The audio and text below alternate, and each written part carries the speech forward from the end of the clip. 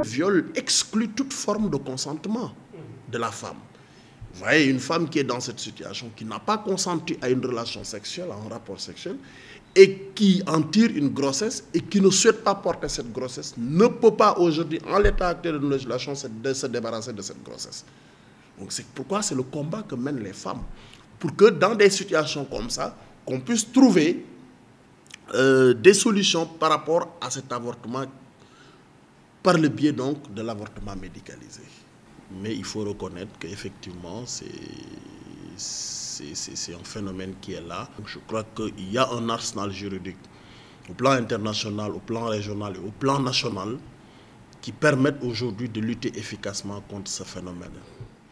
Maintenant, en termes de conformité, effectivement, la législation, on le stipule, doit être conforme.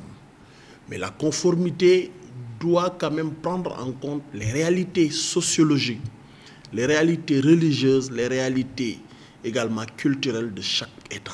Parce que vous savez, c'est une convention au plan international, mais la manière dont cette convention doit être appliquée dans un pays X ou dans un pays Y peut différer selon donc les réalités sur le terrain. Je crois que c'est ça qui amène un peu des difficultés par rapport à un certain nombre de réformes, comme par exemple la question du projet de réforme sur l'avortement médicalisé. Et même bon, j'avoue que je n'ai pas encore le contenu intégral de la loi. Mais si c'est une loi qui se limite simplement à corser la répression, il est évident que on pourra toujours se poser des questions sur la protection réelle de la victime.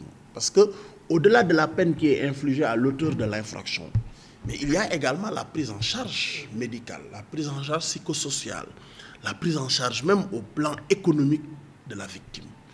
Et à ce niveau quand même, jusqu'à présent, nous n'avons pas dans notre dispositif législatif, nous n'avons pas dans notre code pénal, en tout cas je ne vois pas dans notre code pénal, cette prise en charge réelle des victimes de viol.